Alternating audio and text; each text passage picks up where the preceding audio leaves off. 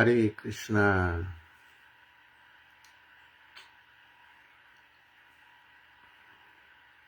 Então estamos aqui no canal do YouTube, do Facebook da ISKCON Rio de Janeiro, para fazer a leitura semanal do Sri Chaitanya Charitamrita. A informação que eu recebi é do Paravioma, o qual eu agradeço pelo convite, é para a leitura do Adi Lila, capítulo 7, texto 115. Tá? Então vamos iniciar com as orações para a invocação de bênçãos e honra ao autor, da obra Sri Chaitanya Charitamrita, que é a obra biográfica e, ao mesmo tempo, com o tratado filosófico da nossa escola Vaishnava proveniente de Chaitanya Mahaprabhu. Jaya Jaya Sri Chaitanya Jaya Nityananda Jaya Advaita Chandra Jaya Gaura Bhakta Vrinda Jaya Jaya Sri Chaitanya Jaya Nityananda Jaya Advaita Chandra Jaya Gaura Bhakta Vrinda Jaya Jaya Sri Chaitanya Jaya Nityananda Jaya Advaita Chandra Jaya Gaura Bhakta Vrinda.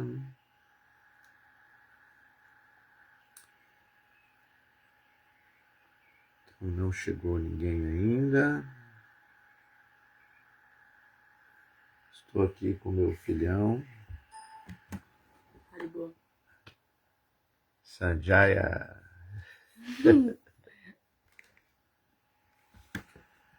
Vamos lá. Chegando aí Marcos Hanuman, minhas reverências também, Marcos. Hare Krishna. Então, podemos dar início. Então, novamente, lendo do Sri Chaitanya Charitamrita, Adi Lila, capítulo 7, e continuando a leitura do texto número 115. Então, está escrito em Bengali: Prakrita Karyamane Vishnu Kalevara Vishnu Ninda Aranahi Ihara Upara.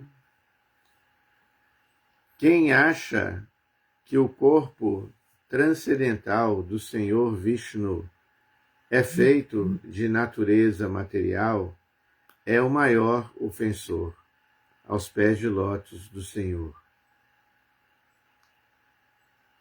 Não há maior blasfêmia contra a suprema personalidade de Deus.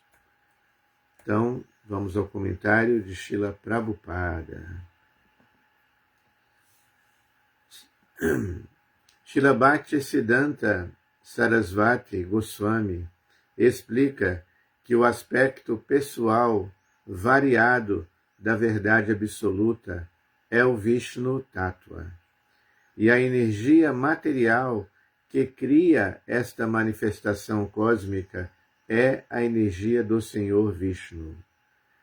A força criativa é mera energia do Senhor, mas os tolos concluem que o Senhor não tem existência separada, porque ele se distribuiu em uma forma impessoal.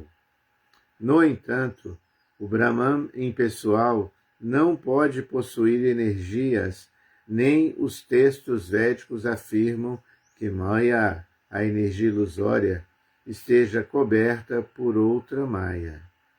Entretanto, existem centenas e milhares de referências a Vishnu Maya, Parasha Shakti, ou a energia do Senhor Vishnu. Na Bhagavad Gita, capítulo 7, texto 14, Krishna refere-se a Mama Maya, minha energia. Maya é controlada pela Suprema Personalidade de Deus.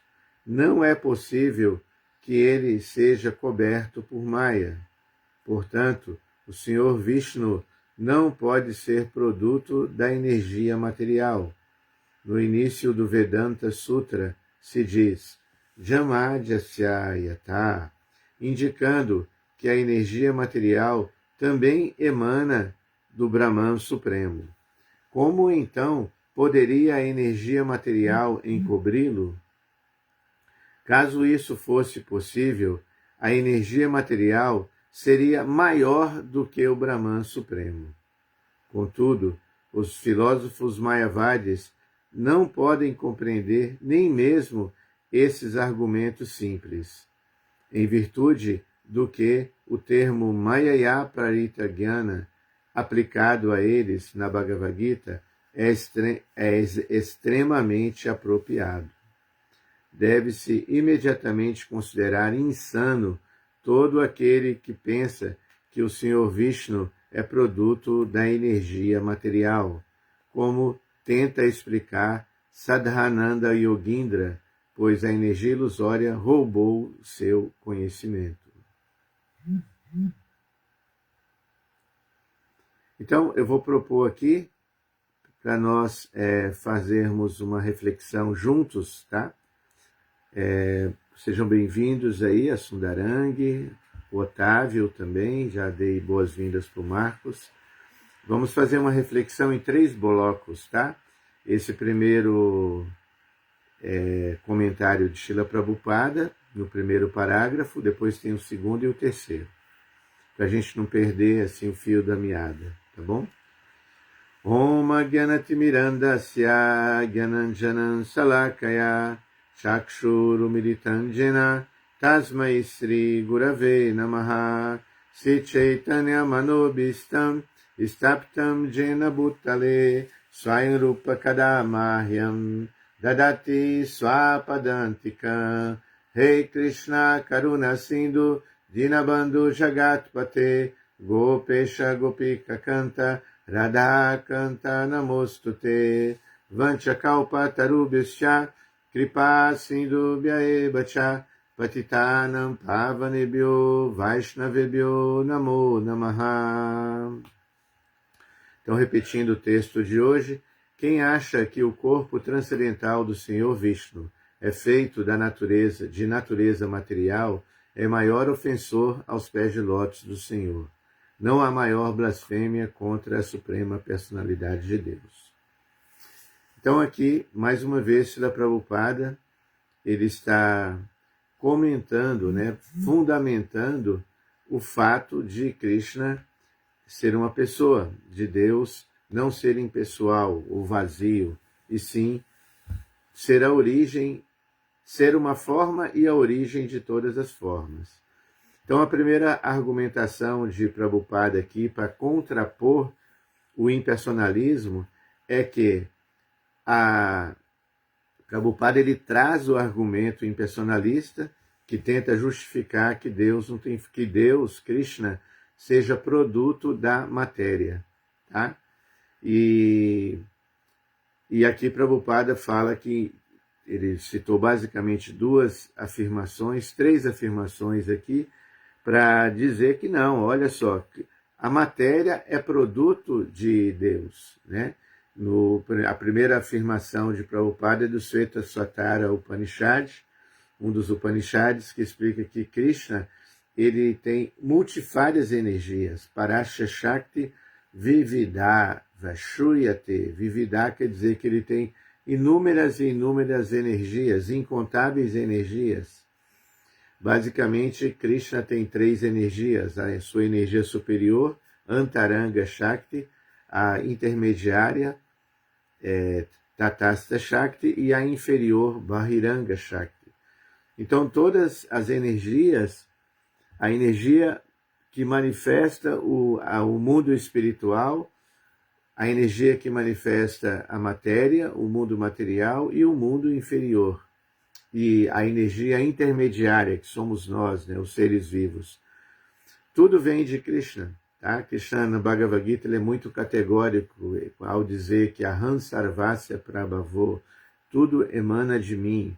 Depois, no texto 7.14, que Prabhupada menciona no significado também, Krishna fala Mama Maya Duratyaya, essa minha Maya, essa minha energia material, Duratyaya, é muito difícil de cruzar além, porque Gunamayi, ela é composta dos gunas, de três forças, né, de três cordas que prendem a entidade viva, tá? Sattva Guna, Rajaguna e Tamoguna. Porém, Krishna é conhecido como Gunesvara. Gunesvara quer dizer o controlador daquilo que controla a matéria, que são os gunas. Então ele é o controlador dos gunas. Por isso que Krishna fala que aquela pessoa que quando Arjuna pergunta para Krishna no 14º capítulo, como uma pessoa pode sair, se desprender dessas amarras dos gunas? Aí Krishna responde imediatamente, aquela pessoa que se rende a mim, né, ela pode imediatamente se ver livre, né, dessas cordas dos gunas. Ou seja, somente aquele que uma pessoa amarrada, presa, não pode desamarrar quem está preso. Como Krishna é Gunesvara, aquele que não é preso pelos gunas, ele é a única pessoa que pode nos desprender da matéria. Então, Maya, né, a energia material, ela é controlada por Krishna, isso que Prabhupada está explicando aqui. Então não é possível que ele seja coberto ou preso por esta Maya. Ele não é produto, né, da energia material, como afirma, né, os impersonalistas. Aí Prabhupada também cita, né, o início do Vedanta, né, Jama Jasya Yata, que a matéria ela emana do Brahman Supremo. Ou seja, também na Bhagavad Gita, Krishna fala Brahmano Hi Pratistaham. Eu sou a base do Brahman impessoal. Amrityasya Vyayasya Cha, que é imortal, né, imperecível, né, ou eterno. Então, o que é esse Brahman, gente? Brahma Jyoti. A luz, tudo que ilumina, toda a luz que nós vemos na matéria, e é essa luz que dá vida a tudo. Imagine um mundo sem luz. Existem alguns países, por exemplo, que a luz do sol só fica por alguns meses do ano. E é comprovado que os mundos, ou os países onde não tem muita luz, é comprovado que as pessoas são suscetíveis, né, a serem mais tristes ou depressivas. Então, olha a importância da luz, né? E Krishna fala que toda luz que existe vem da luz divina, da luz de Krishna. Inclusive, né, a luz do Sol, né, que é tão importante aqui para o planeta Terra, ela não tem brilho independente. Né? No Bhagavad Gita, Krishna fala, eu sou a luz do Sol e da Lua. A luz do Sol e da Lua são os olhos de Deus. A luz do Sol dá vida, tá, aos vegetais, à Terra, ao planeta Terra. A Mãe Terra depende da luz do Sol. E é dito que o brilho da Lua dá o sabor à comida, a sabor aos alimentos, sabor aos vegetais. Então, todo tipo de luz que podemos ter acesso vem do Brahma Jyoti, dessa luz divina, que por isso que no Bhagavad Gita também Krishna diz que no meu mundo, no mundo espiritual, que o mundo espiritual, Goloka Vrindavana, ali existe a luz original que emana do corpo de Krishna. E é dessa luz do corpo de Krishna que essa luz se espalha, né? Ela penetra os mundos, segundo a cosmogonia védica. Esse Brahman, essa luz, né? Ela vai se emanando, né? E ela vai penetrando quando o Krishna manifesta o Mahavishnu, as encarnações purushas que dão origem aos universos materiais. Aí, naturalmente, essa luz do Brahman penetra os mundos materiais. Então, podemos dizer que a luz do Brahman, ela entra nos planetas Vaikunta, depois ela entra nos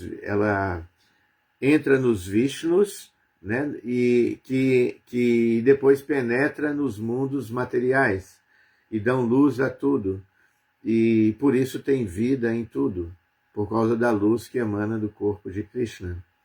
Então essa luz é tão impressionante, né, tão poderosa, que gerou essa filosofia impersonalista que defende a ideia de que essa luz é tudo, sem entender que essa luz não teria poder de iluminar se não fosse o próprio Deus, Krishna. Por isso Krishna diz, Brahmano hi pratistaham.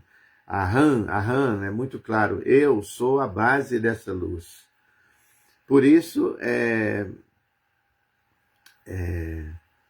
aqui está se explicando, né, que é muito difícil compreender, né, que com esse argumento simples, né, caso, né, Prabhupada comenta aqui, né, como então poderia a energia material encobrir? Se Krishna é a base dessa luz, como a energia pode encobrir? Caso isso fosse possível, né, a energia material seria maior do que o Brahman. Ou seja, a energia material, ou essa luz, seria mais poderosa que a sua fonte, né, que é o próprio Krishna. Então a luz do Sol não é superior ao Sol em si. A luz do Sol, que é a energia solar, depende do Sol em si. Tá? Então, no Bhagavad Gita, Krishna fala, Mayaya praita jnana, essa minha energia ilusória rouba a inteligência dos tolos, né? Que não entende essa compreensão simples que eu estou tentando defender aqui, que Prabhupada cita, inclusive um grande filósofo chamado Sadananda Yogindra. Prabhupada fala aqui, ele fala que esse Sadananda Yogindra, Prabhupada cita em outros momentos esse Sadananda Yogindra, ele foi o sucessor de Shankaracharya, que foi o grande filósofo que defendeu o impersonalista interpretando o Vedanta, tá? Interpretando até o Srimad Bhagavatam. Então, Sadananda Yogindra escreve um tratado chamado Vedanta Sara. Esse Vedanta Sara de Sadananda Yogindra, ele tenta defender a ideia de que somente o comentário de Shankara deve ser aceito. Ou seja, Shankaracharya escreveu um comentário defendendo essa ideia de que a verdade absoluta é produto da matéria, dizendo que é um comentário que ficou muito conhecido, chamado Shariraka Bhasya. Então esse Shariraka Bhasya é como se fosse a Bíblia, né, do impersonalista. E Sadananda Yogindra, que Prabhupada cita aqui, ele tenta fundamentar no seu livro, né, Vedanta Sara, que devemos apenas aceitar o Shariraka Bhasya. Porém, há milhares de anos não era necessário um comentário do Vedanta, porque Prabhupada comenta que ficou tradição das escolas espiritualistas fazerem comentários do Vedanta para serem respeitados. Porém, o Vaishnavismo não via necessidade de um comentário do Vedanta, porque nós já temos, né, o comentário oficial do Vedanta, que é o Bhagavata Purana, ou Purana Bhagavata, escrito por quem? Pelo próprio autor do Vedanta, entende? Ou seja, é como, por exemplo, um exemplo para nós entendermos, imagine um biógrafo, tá, que tenta escrever, inclusive tem até, quando alguém escreve uma biografia, aconteceu muito esse caso, de um artista famoso, né? Tem muitos fãs, aí um fã de carteirinha escreve a biografia dele, uma bíblia assim, porque acompanha a pessoa desde do início da sua carreira, e apresenta, né, essa biografia para o artista. E o artista lê a biografia e não se identifica e proíbe o fã de publicar aquela biografia. Porque ele entende que não, eu quero ser apresentado como eu penso que sou, não dessa forma. Tá? Então, imagine, né? Quem escreveu quem escreveu não, quem comentou, né?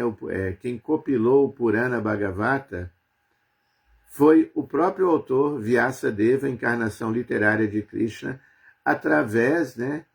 Desculpa, gente. Quem comentou o Vedanta Sutra, o autor do Vedanta Sutra foi Vyasa, e ele fala, não, eu vou comentar a minha obra, tá? Com a inspiração do seu mestre Narada Muni. Ele vai copila, né, o Bhagavata Purana, que é um comentário natural do Vedanta. Então, historicamente, os Vaishnavas não viam necessidade de ter um comentário.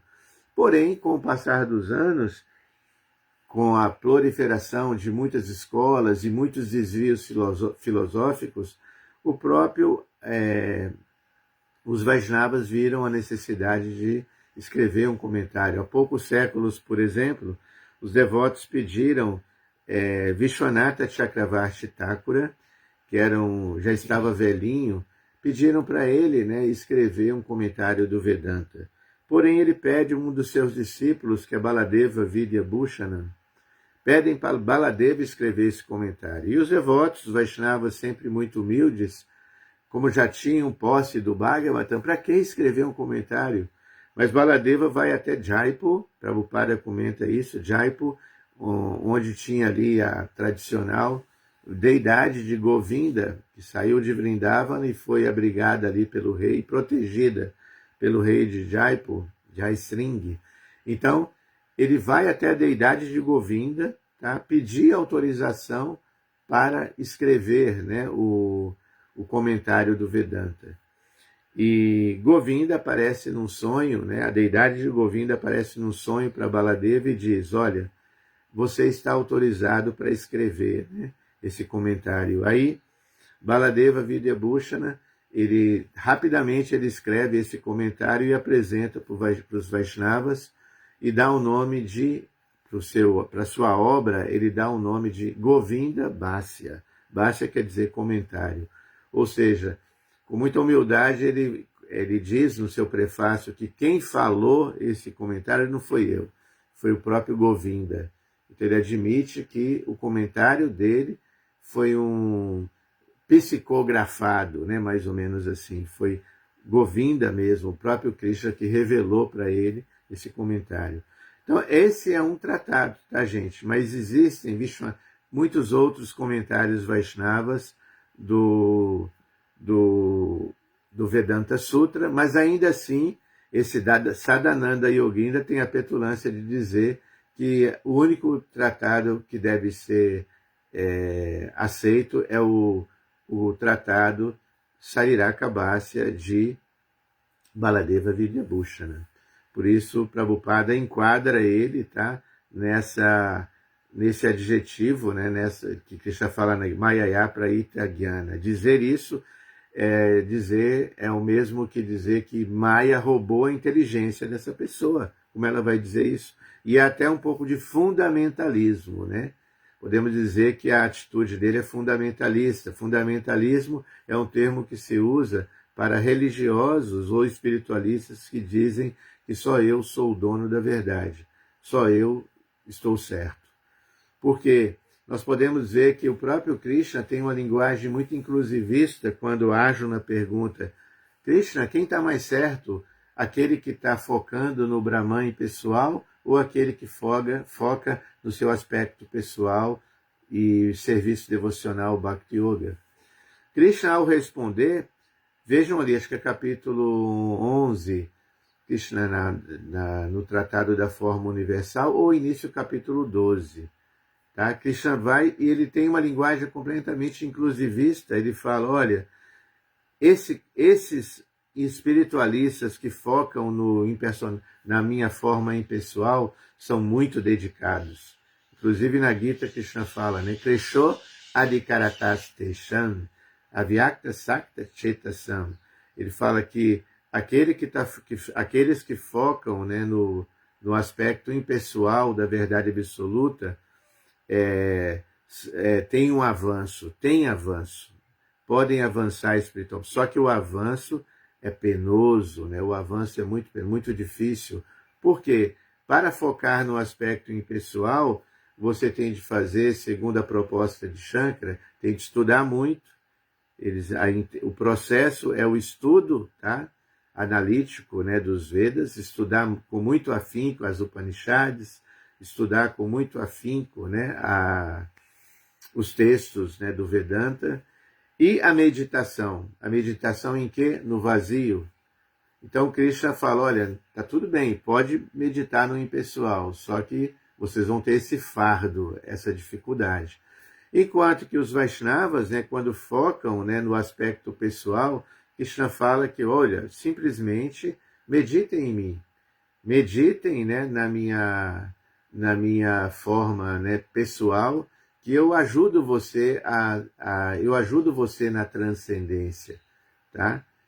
Então Krishna simplifica, né, a evolução espiritual se relacionando com seus devotos, porque o aspecto para se tornar um Bhakti Yogi, você precisa apenas de 3 coisas, né? Aceitar que Deus é uma pessoa, tá? Existe uma personalidade ali, o Bhakta em si é aquela pessoa que está se devotando, né? Se relacionando com aquela pessoa, e você também está fazendo a oferenda. Então tem a oferta em si, o ofertante e o ofertado, tá? Bhakti Yoga implica nesses 3 fatores, tá? Então, vamos aqui na segunda fase de reflexão, na segunda fase da leitura. Não se pode classificar o Senhor Vishnu dentro da categoria dos semideuses. Aqueles a quem a filosofia mayavada realmente confundiu e ainda estão na escuridão da ignorância, acham que o Senhor Vishnu é um semideus. Em oposição ao mantra do Rig Veda, Om Tat Vishnu Paramam Padam. Vishnu está sempre numa Vishnu está sempre numa posição superior. Confirma-se também esse mantra na Bhagavad Gita, Mata Paratananyat. Não há verdade superior ao Senhor Krishna ou Vishnu. Dessa maneira, somente aqueles cujo conhecimento foi desvirtuado é que acham que o Senhor Vishnu é um semideus e, portanto, sugerem que se pode adorar tanto o Senhor Vishnu quanto a deusa Kali ou Durga, quanto quem quer que se queira e ainda assim alcançar o mesmo resultado. Essa é uma conclusão ignorante que não é aceita na Bhagavad Gita 9.25, que claramente diz Yanti Deva Vratadevam, Yanti Mam Yagnopi Mam. Os adoradores dos semideuses serão promovidos aos respectivos planetas dos semideuses, mas os devotos do Senhor Supremo voltarão ao lar, voltarão ao Supremo. O Senhor Krishna explica com muita clareza na Bhagavad Gita que é muito difícil superar sua energia material. Daivihesha Gunamai Mamamaya Durateya. A influência de Maya é tão forte que mesmo acadêmicos eruditos e espiritualistas estão também cobertos por Maya e consideram-se iguais à Suprema Personalidade de Deus. No entanto, para livrar-nos realmente da influência de Maya, devemos render-nos à Suprema Personalidade de Deus. Como Krishna também afirma na Bhagavad Gita 7.14, Man evaye prapadyante mayam etam tarantite. Deve-se concluir, portanto, que o Senhor Vishnu não pertence a esta criação material, mas sim ao mundo espiritual. Ter a ideia errada de que o corpo do Senhor Vishnu é material ou equipará-lo com os semideuses é a blasfêmia mais ofensiva contra o Senhor Vishnu. E os ofensores aos pés de lótus do Senhor Vishnu não podem avançar em consciência espiritual. Eles são chamados Mayaya Praita Jnana, ou seja, aqueles cujo conhecimento foi roubado por influência da ilusão. Então, nesse segundo bloco aqui, Prabhupada ele está explicando que os impersonalistas têm a tendência, né, de achar que adorar qualquer Deus, isso é chamado panteísmo, né? Qualquer adoração panteística dá o mesmo resultado que a adoração monoteísta, ou seja, tudo é Deus para eles. Inclusive, isso é chamado, eles às vezes adotam um processo que é conhecido como Panchopassana. Panchopassana quer dizer, eles têm um conjunto de 5 divindades que eles selecionam e dizem que adorar qualquer uma dessas 5 divindades tem o mesmo resultado. Por quê? Como eles defendem a ideia de que não somos, que todo mundo é Deus, então, na fase neófita, você pode até ter um símbolo, né, adorar alguma divindade como simbolicamente, mas depois, com o passar do tempo, na medida que você vai evoluindo, você não precisa mais adorar essa divindade, porque você mesmo passa a ser a divindade.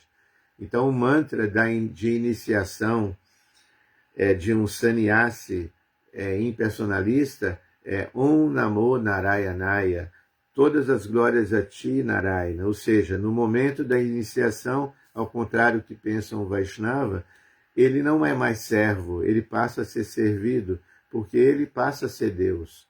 O Deus que vem. Por isso que temos de ter cuidado, às vezes, quando usamos o jargão deles, que é Namastê. Namastê, no conceito, né, impersonalista, o Deus que está dentro de mim, honra o Deus que está dentro de você. Né? Neti, tudo é uma grande ilusão, tudo é Maya, e todos nós somos deuses. Então, o devoto tem que ter bem claro, o Vaishnava tem que ter bem claro que a energia material ela é ilusória porque é temporária, tá? Mas ela é eterna porque ela tem uma fonte. A fonte dela é Krishna. Ele é a origem da matéria. Por isso Krishna fala aqui, Mata Paratarananyat, Kinchit Asti Dananjaya, Mai Sarvam Idram Protam, Sutre Mani Ganaiva. Tudo emana de mim e tudo está conectado comigo como pérolas num cordão. Então, as pérolas dos cordões Vaishnavas são separados, né? Então, vocês podem ver que as contas budistas, o colar de conta budista, o shankarista, que eles usam para meditação, são contas unidas uma na outra. E os Vaishnavas, propositalmente, eles colocam um nó em cada conta Vaishnava. Separa, porque cada nó cada continha é uma personalidade individual com diferença. Por isso que é um erro dizer, né, que adorar os deuses, por exemplo, né, não são motivo de temor para um Vaishnava. Os Vaishnavas, assim como na cultura grega, né, eles veem os deuses e respeitam os deuses com reverência, com medo deles trazerem misérias para as suas vidas, então eles estão sempre venerando os deuses com medo deles. Mas os Vaishnavas respeitam os devas, sabendo que eles têm poder por causa do poder supremo de Krishna. E eles sabem que os deuses não estão nem na categoria de avatara. Né? Imagine, por que um Vaishnava vai adorar um deus, né? Imaginando, né, que vão ter o mesmo resultado, já que eles não estão nem na categoria dos avataras de Krishna. Eles não são Vishnu Tattvas, são Jiva Tattvas, estão na categoria de entidades vivas muito poderosas pelo acúmulo de bom karma. Então eles ocupam postos governamentais. Adorar os devas, segundo Prabhupada, é se utilizar de um tipo de corrupção cósmica, assim como um empresário, né, adora políticos, ou presta favores aos políticos, homenagens aos políticos, almejando vantagens depois. Então, adorar os devas, segundo Krishna diz, Yantideva Vratadevam, adorar os deuses, você vai até eles, né? Você não vai para o mundo espiritual supremo, que é o seu lugar original, entende? Então temos de ter bastante claro isso, porque na cultura hindu, quem foi na Índia, muitas vezes eu provoco, né, essa reflexão com os indianos. Eu pergunto, qual é a sua religião?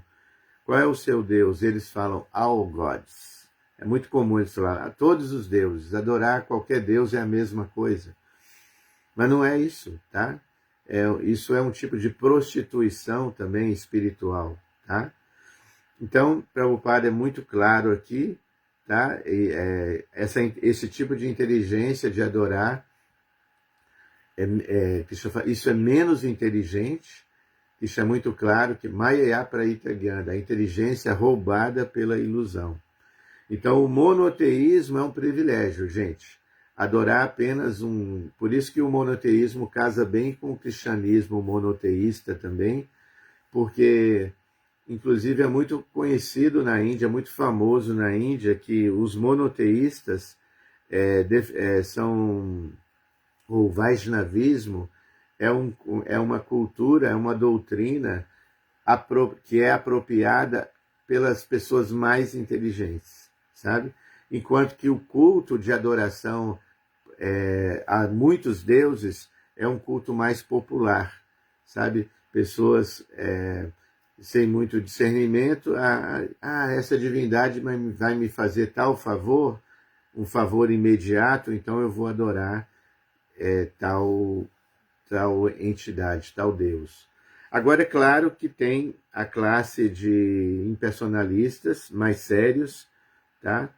Que não está nessa categoria mais karmakanda, né, de adoração aos deuses. Tem uma classe de impersonalistas mais eruditos, tá? Que são os gyanis, que fazem uso do estudo do Vedanta, e isso é um exemplo até para os Vaishnavas. Eles são estudantes mesmo, estudam com seriedade.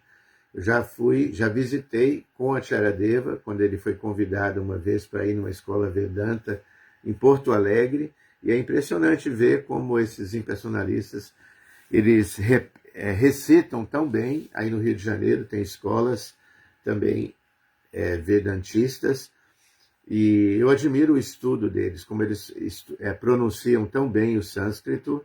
Isso é um exemplo para nós seguirmos, né? Dentro do nosso espectro, né, literário, nós podemos seguir esse exemplo de estudo, né, que tem muito pouco, né, na ISKCON, né, na Escola de Bhakti, com a desculpa, né, de que nós só temos de nos devotar. Inclusive, isso foi uma crítica na época de Chaitanya já. Vocês só cantam, né? Vocês só ficam dançando e cantando, porque não estudam. Então, é uma crítica que a gente deve ver como autocrítica, né? Por que não estudamos tanto? Porque nós temos essa literatura tão preciosa, e a gente vê devotos antigos que nem leram o Bhagavad Gita, que dirá o Srimad Bhagavatam, né? Então, o Prabhupada falou, distribuam meus livros, mas estudem os meus livros. Por isso que a gente vê uma roda giratória dentro da nossa escola de tantas pessoas que entram e depois vão embora. Um diagnóstico que eu particularmente vejo é que estudo muito fraco, muito pouca, o debruçar, por exemplo, como eu falei no início, nós temos o Bhagavata Purana, que é o supremo comentário do Vedanta, né? São 18 volumes,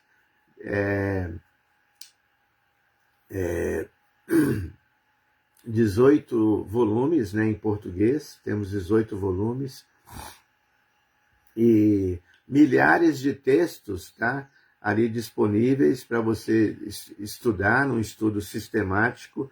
Tem institutos, como o Instituto Jaladuta no Brasil, que tem propostas de estudo ali, para você receber o título, né, Bhakti Vaibhava, né? E antes, por exemplo, o título Bhakti Shastri, né? Para você ser um conhecedor, isso deveria ser na ISKCON uma regra, né? Não é possível ser iniciado sem ter o Bhakti Shastri, sem você ser um conhecedor, pelo menos, da Bhagavad Gita, tá? E aí, porque isso não acontece, a minha teoria é que muitos devotos vão embora, abandonam a sua fé em Krishna, na personalidade de Krishna, e vão para... e às vezes se tornam até ateístas, ou quando que vão para cultuar, né, deuses ou semideuses. Seria até bom isso, né? Mas por ausência de conhecimento, tá bom? Então é um bom exemplo que a gente pode ter dos impersonalistas, né? A diligência que eles têm nos estudos. Aqui Prabhupada está concluindo, tá? Mostrando ainda o problema do impersonalismo. Quem pensa que há alguma diferença entre o corpo do Senhor Vishnu e sua alma, habita na região mais escura da ignorância. Não há diferença entre o corpo do Senhor Vishnu e a alma de Vishnu, pois eles são Advaita Jnana, um conhecimento só. Neste mundo, há uma diferença entre o corpo material e a alma espiritual, mas no mundo espiritual, tudo é espiritual, e não existem tais diferenças. A maior ofensa dos filósofos mayavadis é considerar que o Senhor Vishnu e as entidades vivas são a mesma coisa. A esse respeito, o Padma Purana afirma Arche Vishnau Shiladi Gurushu Naramati Vaishnave Jati Buddhi Yasyava Naraki Saha. Quem acha que a Archa Murti, ou a deidade adorável do Senhor Vishnu, é uma pedra, que o mestre espiritual é um ser humano comum e que o Vaishnava pertence a uma casta ou credo em particular, é dotado de inteligência infernal. Aquele que segue semelhantes conclusões está arruinado. Bom, então a Prabhupada conclui aqui magistralmente, né, dizendo que a Artyamurti, ou a deidade que nós adoramos, não é diferente de Vishnu, tá? Não é uma estátua apenas que você deve adorar por um certo tempo e depois abandonar, porque você se funde na deidade e vira Vishnu, vira Deus. Prabhupada, ele, corroborando com o texto de hoje, ele fala que essa é a maior ofensa. O texto de hoje diz que não há maior blasfêmia contra a Suprema Personalidade de Deus, que é considerar o corpo transcendental do Senhor como sendo feito de natureza material. Isso é a maior ofensa. Por que o impersonalista chega a essa conclusão? Como ele diz, neti neti, tudo é maia, tudo é ilusão, esse corpo é ilusão, a matéria é uma ilusão. Porque o corpo, ter um corpo material é experimentar problemas, gente. Né? Porque o corpo é temporário e miserável, né? Ele tem doenças, né? Quando vai chegando uma certa idade, 50, 60 anos, a gente vai tendo uma coleção de problemas físicos. Aí o impersonalista conclui, se Deus tivesse um corpo, seria como o meu corpo. Então esse é o grande erro, que Krishna, ele é muito claro, Brahma, ele no Brahma Samhita diz que o corpo de Deus é Satchitananda, Ishvara Parama Krishna, Satchitananda Vigraha.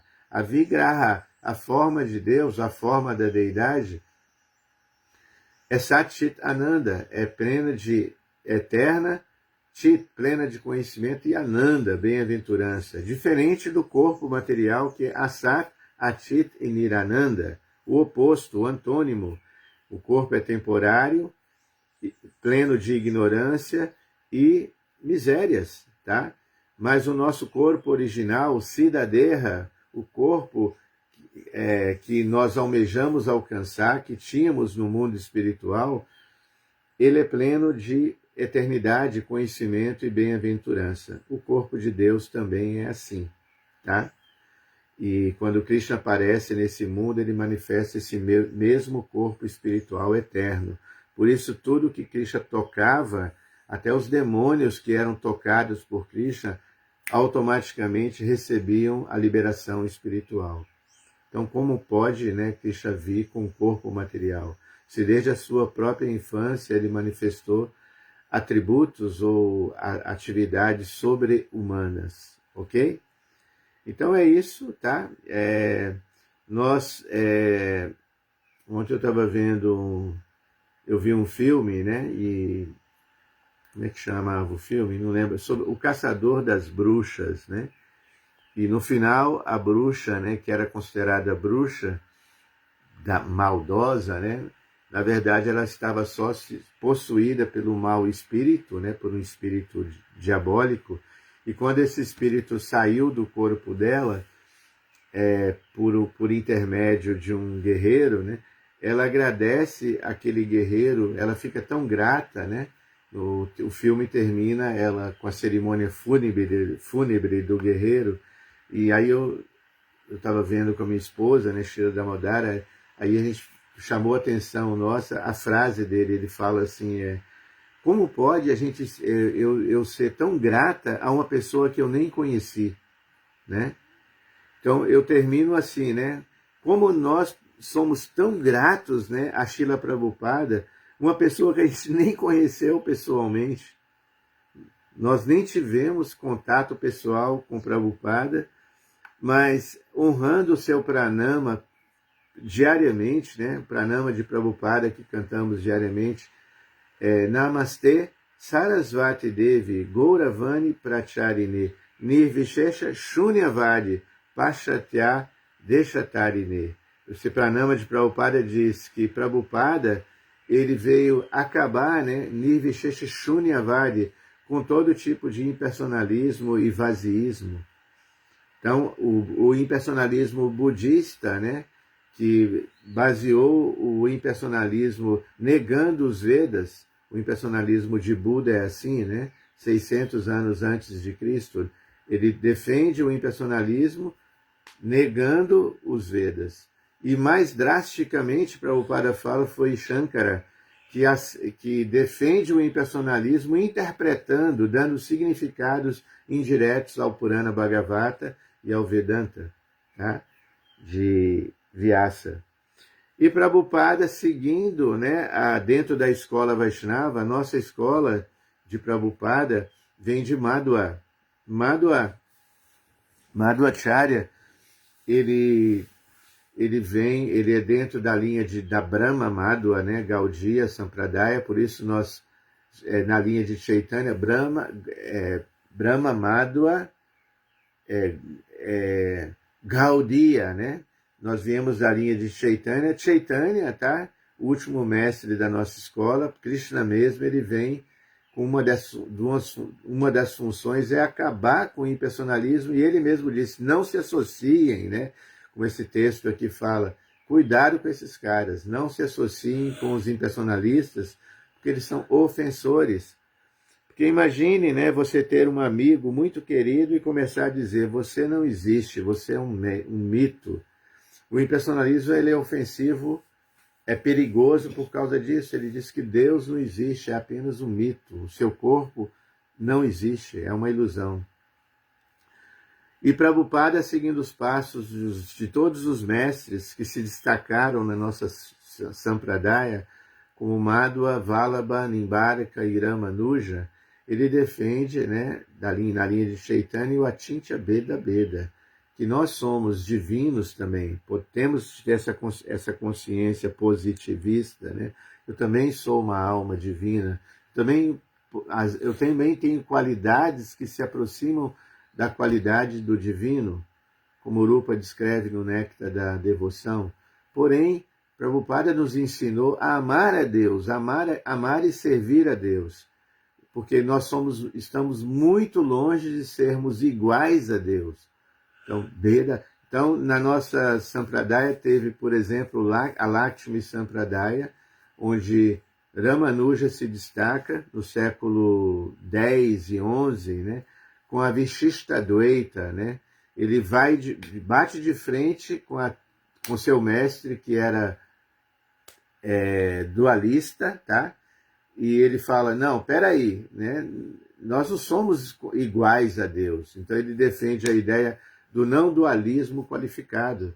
Não, Deus é uma pessoa, ele tem qualidades. Então ele começa a rebater essa ideia de que Deus não tem qualidades. Então existia aquela interpretação, né, de que se interpretava as palavras como, por exemplo, nirguna, né? Quando se fala que Deus é nirguna, significa que ele não tem qualidades, né? Então podemos concluir que ele é impessoal. Mas Ramanuja diz, não, nirguna significa que ele não tem guna material, que ele não é afetado pelos gunas, que ele é gunesvara, o controlador dos gunas. Então Ramanuja defende a Vishishta Dvaita, né? O dualismo qualificado, ou seja, o absoluto ele tem qualidades, tá? Aí Nimbarikacharya, tá? No século predecessor a ele, já no século XII, ele fala, depois de Cristo tudo isso, tá, gente? Ele fala do absoluto e o indivíduo são completamente diferentes um do outro, tá? Madhvacharya, inclusive ontem foi o aparecimento de Madhvacharya. Madhvacharya foi no século XIII, tá? O início do século XIII. Ele fala, olha, é o dualismo puro, né? Shuddha Dvaita. Ele vai e fala, peraí, sabe? O indivíduo é completamente diferente do absoluto. Ele é mais radical e ele enfrenta, né, o dualismo qualificado de Ramanuja, tá? E Madhva, ele foi o símbolo, né, da nossa Sampradaya. Chaitanya recorre não a Madhvacharya, ele escolhe, né, a escola de Madhva, ele tinha outras opções, né, ali no sul da Índia, a escola de Ramanuja, muito conhecida ali. Agora, é interessante que Chaitanya, podemos dizer que Chaitanya, ele unificou, tá, todas as 4 sampradayas, tá, para desenvolver a doutrina, né? Se alguém perguntar para vocês, né, para nós, seguidores de Chaitanya, qual é a sua doutrina, nós imediatamente temos de dizer, baseado em Diva e Rupa Goswami, que a nossa doutrina é a Achintya Beda Beda. Ele coloca, né, o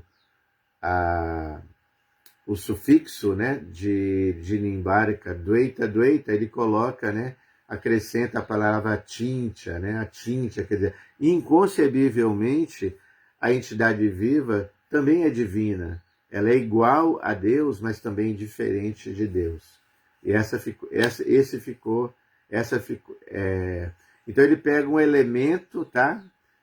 Ele pega um elemento de cada escola e unifica, né, essas 4 escolas de Bhakti, tá?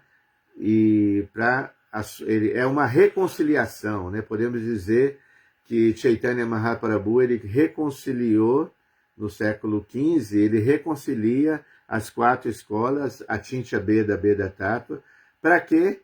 Para combater o impersonalismo, tá? E para Prabhupada, temos, como eu disse, nós temos a gratidão a esse ser, né? A esse ser maravilhoso, né? Srila Prabhupada, que nós nem conhecemos, né? Porque ele veio acabar, né, com esse impersonalismo que penetrou no Ocidente, tá? Trazendo Bhakti Yoga pura, né? Tá bom? E então eu termino aqui, tá? A minha apresentação, o meu comentário, do comentário magistral aí de Srila Prabhupada, desse texto do Chaitanya Charitamrita. Se alguém tiver alguma pergunta, quiser acrescentar algo, por favor, fiquem à vontade. Interessante, né, como nós somos afortunados, né, ontem aqui em Nova Gokula, nós comemoramos 37 anos da instalação das deidades, né, de Sitarama Lakshmana Hanuman, tá? Que é muito adorado pela escola de Ramanuja no sul da Índia. Eles também adoram muito Lakshmi Narayana. E essas deidades, esse momento, esse dia, nós lembramos aqui ontem, foi muito histórico, porque as deidades foram esculpidas aqui mesmo na comunidade por um devoto chamado Ravi, E foi uma revelação, né? Essas deidades, elas foram instaladas de maneira muito apropriada, né? Foi organizada uma grande festa, tinha muitos devotos, centenas de devotos, e muitos sannyasis, gurus, né, aqui também. E nós lembramos que tinha, o Paravioma deve lembrar, tinha a presença de um devoto saudoso, né? O saudoso devoto, que ele já fez a passagem, chamado Kaivalya Swarupya, lá de um argentino, sabe? Que ele era famoso na ISKCON pelos seus kirtanas, pela sua canção melodiosa que levava as pessoas ao êxtase. Por isso a palavra Sankirtana significa o canto pleno, né? Aquela capacidade do cantor, né? Tem a Sundarangi aí, que é uma kirtaneira também, né? É uma responsabilidade de cantar, né, Sundarangi? Porque quando o líder de Kirtana canta, ele tem a responsabilidade de cantar, de fazer aquela oferenda para Krishna de uma maneira tão nobre, tão pura, que todo mundo que está ouvindo fica envolvido com o êxtase. E isso aconteceu, né? É uma experiência espiritual verdadeira, né? Personalista. Você está adorando a divindade e a divindade se manifesta para você, dá a bênção, né? Na forma do êxtase. Você se conecta com a divindade sem perder a sua individualidade, né? Então esse dia foi tão maravilhoso que você via os devotos chorando na sala do templo com o Kirtana desse Kaivalya. Tá? E até hoje, né, a divindade, né, as deidades Sitarama, Lakshmana, Hanuma, quando elas tiraram a fenda dos olhos há 37 anos, os devotos que estavam na frente, estava Charadeva, Dhanvantari Swami, né, o Ishvara Prabhu, todos os devotos ali, os desbravadores do Brasil, o Lilananda Prabhu estava presente. Todos esses devotos presenciaram, né, a promessa de que a deidade nunca ia ser negligenciada. O padrão, né, de oferendas diárias de adoração ia ser mantido, né? Isso acontece, né, até hoje, né?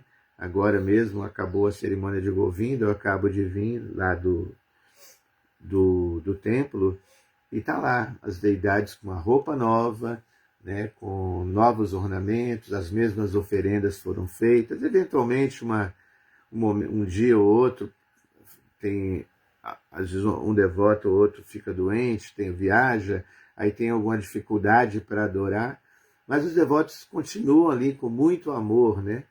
E um devoto que estava presente, por exemplo, é o Krishna Kishora. Eu me lembro que ele deve ter uma aula e falou: se por tantos anos você continua adorando Krishna, né, mantendo a sua devoção a Krishna, aceitando a pessoa de Krishna e desenvolvendo essa relação pessoal com Krishna, como você pode dizer que não existe amor ali, né?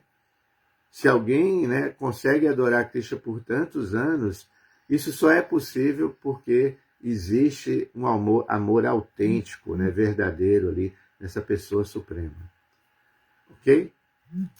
Então, muito obrigado. Já deu aqui o tempo, né, 9 horas. Eu agradeço, tá? A participação de todos. Eu não estou vendo perguntas, se eu tentar ver aqui. Peraí. Agora apareceu aqui as perguntas. Muito obrigado também, reverências a todos. Deixa eu ver aqui. A Shirley, a Otávio, Bactinval, Marcos eu já dei, o Sagar Pradhan. É isso. Acho que não tem nenhuma pergunta. Muito obrigado. Hare Krishna, todas as glórias a Srila Prabhupada.